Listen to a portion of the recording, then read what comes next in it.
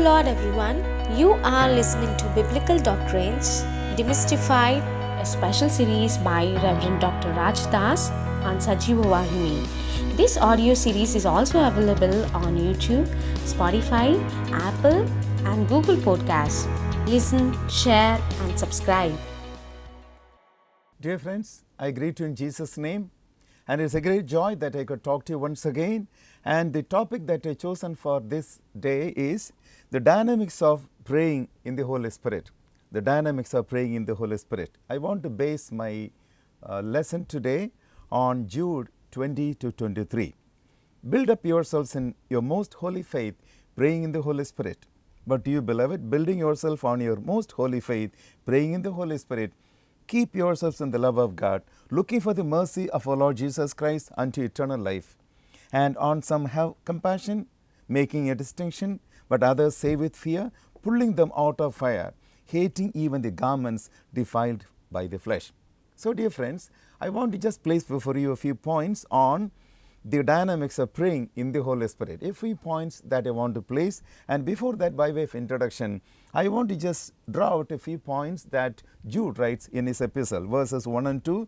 Jude, the servant of Jesus Christ and brother of James, to them that are sanctified by God the Father and preserved in Jesus Christ and called, mercy unto you, and peace and love be multiplied.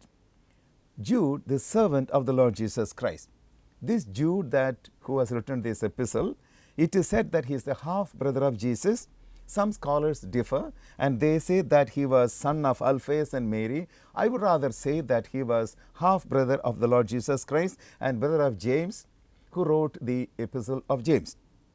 Now, dear friends, his brothers, therefore, we read in the scriptures that when Jesus was with his half brothers, their own brothers said, depart from me, depart from here and go into Judea, that your disciples also may see the works that you are doing. For no one does anything in secret, while he himself seeks to be known openly. If you do these things, show yourself to the world.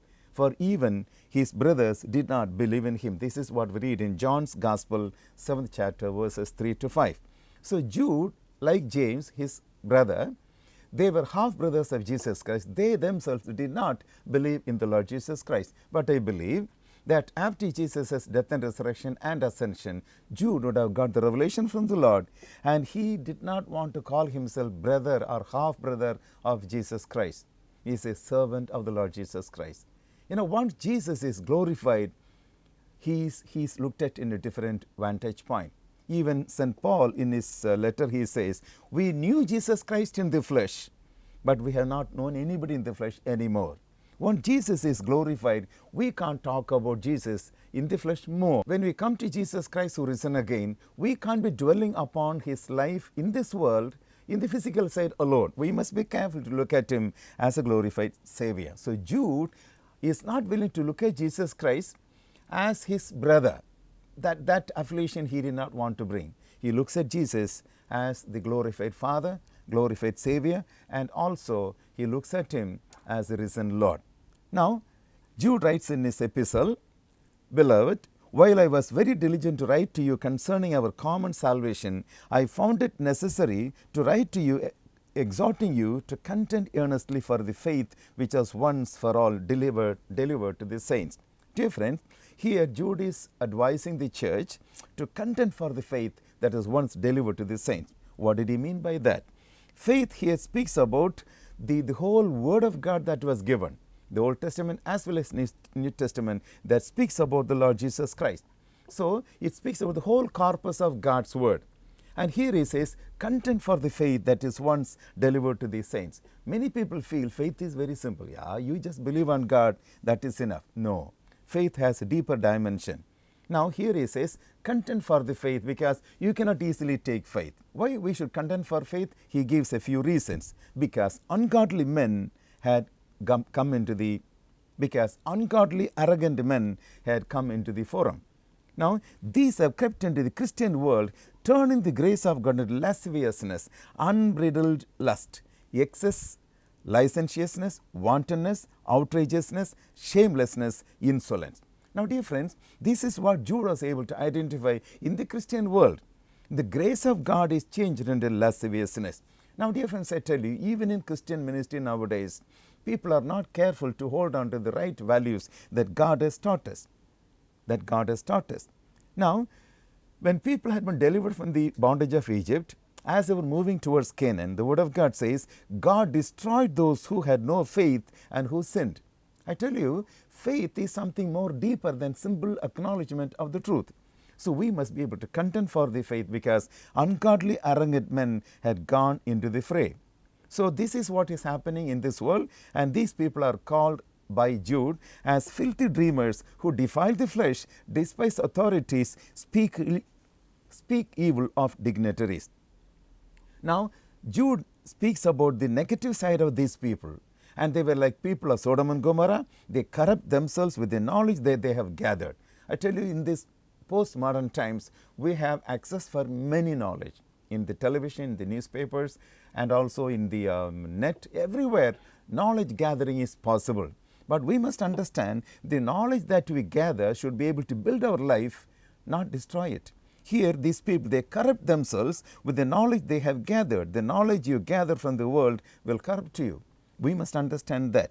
Brute beasts, raging waves of the sea, foaming out their own shame, wandering stars, to whom is reserved the blackness of darkness forever. I tell you, these days, there are many false prophets and false preachers who come under this category. They try to preach things that are of no value. Say, for example, one person was preaching, if there is a prostitute in a particular place, if she comes to know God, she can continue to do prostitution. This is what many people speak about, turning the grace of God into lasciviousness. They speak about hyper grace. Any sin that you commit, grace is enough. When Jesus Christ came into this world, John says, in the beginning was the Word was God, the Word was with God, the Word became flesh, dwelt amongst us, full of grace and truth. Grace and truth has been united in Jesus Christ. Nobody can separate it.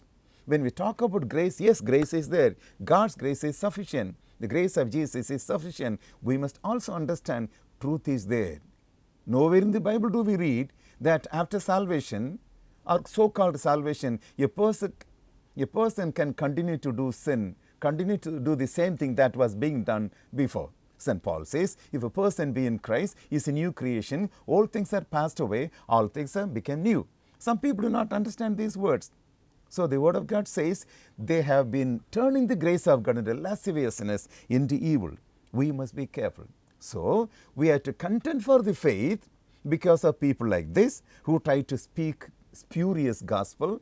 They don't cater to the right gospel. St. Paul speaks about sound doctrine, a balanced doctrine. We must learn to look at the Old Testament through the New Testament and also look at the whole Bible with the help of the Holy Spirit. There is no revelation beyond the Word of God. Some people say, I am anointed by the Holy Spirit. Holy Spirit told me. They say certain things against the Word of God. One preacher was telling, it is not written in the Bible anywhere that you should not fall in love. Okay? And he says, come on, youngsters, you can fall in love. Bible also is not telling this particular dictum, you should not commit suicide. So can we commit suicide? So we have to understand the whole concept of God's word and lead people in the right direction. So dear friends, there are many who are turning the grace of God into lasciviousness. So we must contend for the faith, and also because of fallen angels. And the angels who did not keep their proper domain, but left their own abode, he has reserved them in everlasting chains under darkness for the judgment of the great day. Now the question is, God had bound all the demonic powers in chains of darkness. The question is, did they come out? How did they come out? Can they come out? When God binds them, nobody can bring them out. When Jesus Christ came into the world, Jesus said, I am the light of the world. He who follows me shall not walk in darkness, but shall have the light of life. So the whole world is in the sway of the evil one. But when we walk in the light of God, evil powers will not come. But what happens is, when people, believers, are supposed to be walking in the truth, when they poke their fingers into the bars of the chains of darkness, they get caught. We cannot blame the devil. We cannot blame God. God has shown us the right way. We must avoid these things. So because of fallen angels, we have to contend for the faith, not spurious gospel, not hyper grace, not wrong doctrines. We must be careful to contend for the faith. Then the third point is because of mystery of iniquity. Usually we are not able to understand the dynamics of evil. St. Paul calls it mystery of iniquity. St. Paul explains, the mystery of iniquity is already at work, the working of Satan with all power and signs and lying wonders, and with all deceivableness of unrighteousness in them that perish, because they receive not the love of the truth, that they may be saved. And for this cause God shall send them strong delusion, that they will believe a lie. I tell you friends, when we are not able to understand the Word of God, sound doctrine of God's Word, study the Word of God, we will easily be deceived by false prophets. So the mystery of iniquity is already work, and St. Paul writes that people are deceiving one another, deceiving others, because they are not able to hold on to the truth and the love of God. They are not able to hold on to the truth and love of God, love for the truth of God. So God has given to them over to reprobate mind. God has given to them strong delusion that they should believe a lie. So dear friends, many people are fascinated by seeing a particular miracle. Yes, God's word is there to perform miracles, the Holy Spirit is there to perform miracles, but there is always a possibility of evil spirits performing miracles. Satan can also perform false miracles. Something supernatural, people go after it. At the same time, they do not understand the word of God. So here Jude exhorts, so contend for the faith because of these things, because people are there who are not able to understand God's word properly, they teach wrong things, and also the mystery of iniquity is at work. What is iniquity? Iniquity means living without a law, contempt and violation of the law, and also wickedness. Now God has laid down holy laws for the betterment of man. But when people are not willing to follow them, they go into the iniquity, they get caught by the iniquity. What is mystery? Mystery in Greek is mysterion. That means something that is hidden. Only people are really coming to know the truth will understand. Usually people do not understand the mystery of iniquity. So they look at other people and say, well, what is wrong in doing this? Now, dear friends, I tell you, Satan will never go down the street and say, look here, guys, I am Satan. No, he hides behind lies.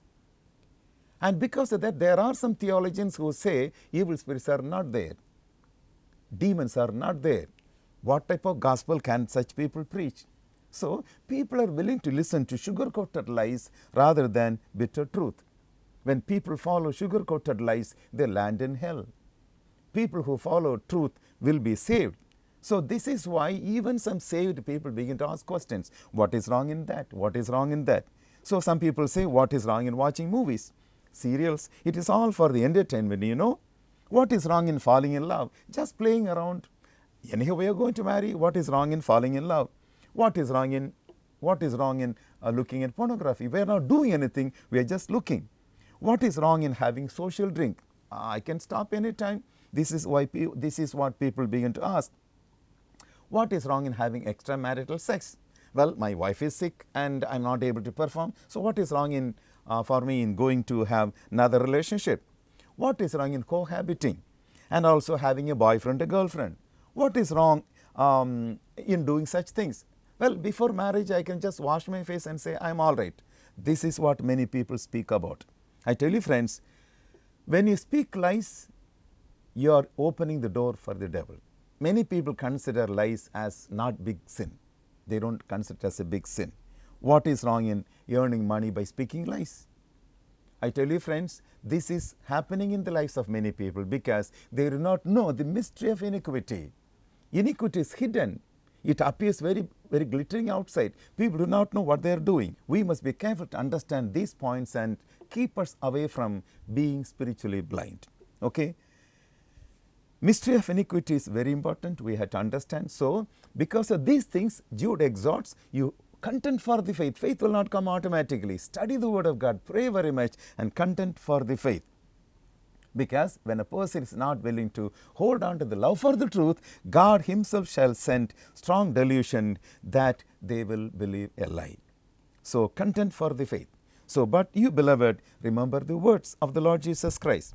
Remember the words of the apostles.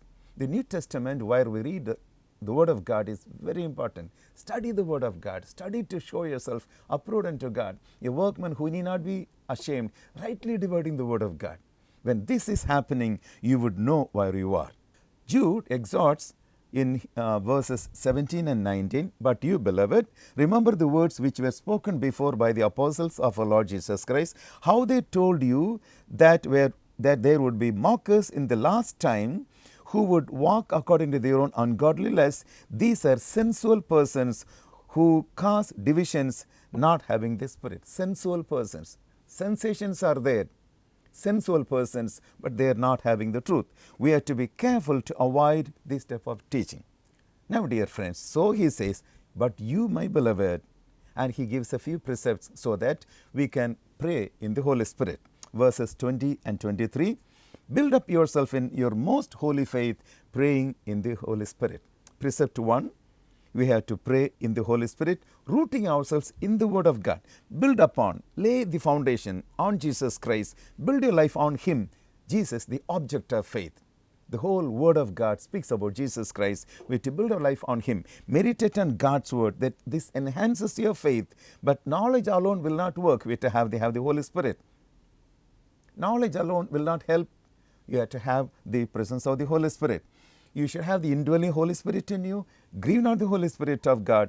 Be filled by the Holy Spirit. When St. Paul says, be not drunk with wine, but be filled by the Holy Spirit, it is a precept, it is a command to do something with continuous and repeated action. Be filled daily, be filled today, be filled tomorrow, be filled by the Holy Spirit on daily basis.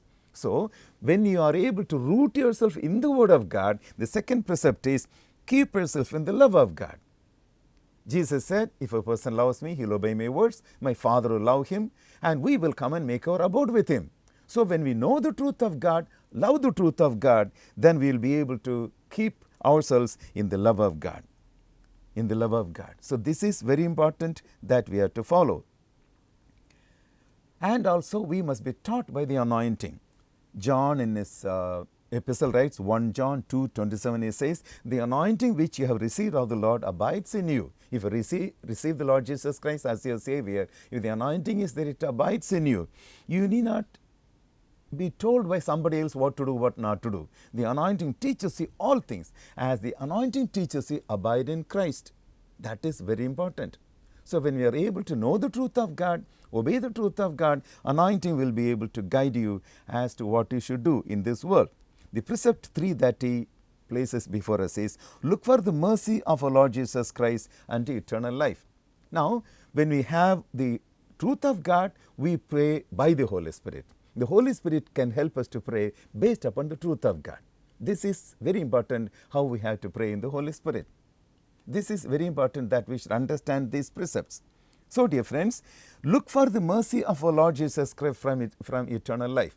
When we are able to root ourselves in the Word of God and pray by the Holy Spirit, prompted by the Holy Spirit, who is able to pray with groanings that cannot be uttered, we will be waiting for the Lord Jesus Christ unto eternal life. Our hearts will be bent upon the heavenly things. Though we have to perform God's duty here in this world, we will be longing to be with Christ continuously. We can enter into eternal life only when we have the grace of God, only because of the grace of God. Not our work, though we have to work, not our righteousness, though we have to be righteous. It's only because of the grace of God that we will be able to go into the things of, we will be able to go into eternal life. So, dear friends, look for the mercy of our Lord Jesus Christ unto eternal life. Precept 4 that he gives to us is, be merciful to those who cannot make up their mind, who are doubting. See, there are people who are doubting the Word of God. They are not able to make up their mind to follow the Lord Jesus Christ. And on some having compassion, making a distinction, but others say with fear, pulling them out of fire, hating even the garments defiled by the flesh. I tell you, friends, there are many people who are not able to walk in the right path. How to bring them into the kingdom of God? Be merciful to those who cannot make up their mind. Sit with them, talk to them, show them love. Continue to pray for such people, bring them to Christ. God can grant us His own grace to bring such people into the kingdom of God. So, dear friend, how many of you are longing for the salvation of souls? I remember one brother telling me that he had burden for another young man. So he used to invite him to come to a meeting. Once he invited, twice he invited. Believe it or not, he was inviting that particular young man to come and hear God's word 59 times, and he refused to come. This young man was a little discouraged. This believer was discouraged. He went to another man of God and said, "Brother, I have been trying to invite this man to come and hear God's word for 59 times. The other man of God said, senior man of God said, "Go and call him once more." 60th time when he went to call him, he was able to come and hear God's word. His life was changed. So dear friends, there are people who are blind, who are not able to make up their mind. We must be able to win souls for the Lord. When Jesus came into my heart 48 years ago, he poured into my heart a desire to seek for souls, talk to souls about the Lord Jesus Christ. So every day when I was at home before I came for God's word, every day after much prayer, I used to go out in the evening, look for boys, look for men to whom I can talk to about God. One day when I was walking on the road, there came a boy. I took out of his hands and began to talk to him about Jesus. His name was Babu. And as I was talking to him, another young man came and pulled him away. Well, it's at the roadside. I didn't want to run after this boy, so he went away. I prayed for that young man at night. The next morning I came. Next day I came. I went to a small shop where this young boy was, and I asked him, "Where is Babu?" And the face of this man began to shrink. And he said, "Babu died last night." I was very sad. We have to reach out to people. The life is very transient, temporary, and that passes away. We have to long for people. We have to bring people into Jesus Christ. So, dear friends, you must have burden for souls. When you long for God's kingdom, when you have the power of the Holy Spirit, when you know the truth of God, when you bank yourself on the truth of God, you will be able to pray in the Holy Spirit. So Jude says, "You beloved, build yourself on most holy faith, the Word of God, and then pray in the Holy Spirit, and then you will be able to do great things for God." Now, as doxology, he says, "Now unto him who is able to keep you from falling, to present you faultless before the presence of his glory with exceeding joy, to the only wise God, our Savior, be glory and majesty, dominion and power, both now and forever. Amen." I tell you, friends, God is able to keep us from falling. We have to follow these precepts. Be rooted and grounded in God's word and pray in the Holy Spirit. Expect the grace of God to reach out to heaven. Meanwhile, you try to save souls, even hating the garment spotted by the flesh. When we try to help souls, when we receive confession from sinners, confession from people who are coming closer to God, we also might be tempted. So St. Paul says, when you try to help others, you be cautious about yourself. So this is what God wants us to do. Being rooted and grounded in the truth of God, praying in the Holy Spirit, expect the grace of God to reach out to eternal life when Jesus comes back, and also meanwhile try to bring souls into the kingdom of God. When we do these things, the blessing is, "Now unto him who is able to keep you from falling." Many people fall down. But here God says, the Word of God says, He is able to keep you from falling and to present you faultless before the presence of God with exceeding joy. So this is what Jesus wants to do. He wants to cleanse us. He wants to make us whole so that we will stand before God. And it's a great joy for God. Should we not be careful? So what are we going to do? Content for the faith that is once delivered to the saints. And to the only wise God, our Savior, be glory and majesty, dominion and power, both now and forever. Sometimes, when people are not able to understand God, because the Holy Spirit is not in them, they are not able to know the power of the Holy Spirit. They are not able to understand God, the Savior of mankind. For Him, glory and majesty, dominion, power, both now and forevermore. All things are under His control. All things are under His control. We need not be scared. He is able to keep you from falling. Well, you may stumble and fall, but the Lord is able to restore you. What is needed is humble yourself, content for the faith, and then a day is going to come, you will enter into glory. I know a lady, a sister, her name was Betty Lou Mills. She is from USA. Years back, I used to hear her song in a particular organization, particular ministry, and one day she told about a small incident that happened in her life. When she was in US in her house, a particular man of God was coming to the city to preach God's word, After the preaching of God's word, he was expected to come home to have dinner with her, with this family. And he was expected around 8:30, and around 7:30, she had a vision. In that vision, she saw a beautiful red carpet, and on both sides people were there, angels were there telling, well done, well done. And she also was in the crowd, she saw Jesus and a person walk along. And when they came near her, she saw that the person was the man of God who was expected to come and have dinner with them. And she did not understand what was happening. And they just passed her, entered into heaven. And the vision was gone. Immediately the phone rang. When she took the phone, she understood that the man of God was preaching. After the preaching was over, he gave the benediction, fell down and died. He completed his work. He entered into joy. And the angels were able to say, well done, enter in the joy of the Lord. Dear friends, there is a day of culmination going to come. We have to stand before God one day. What are we going to do? The time that God has given to us is very important. We do not have much of time to waste. So it is imperative that we root ourselves in the truth of God, praying in the Holy Spirit, expect the grace of God to reach eternal life, and also meanwhile, try to gather people and bring them into the kingdom of God. May the Lord bless you with these words. Shall we look to God in prayer?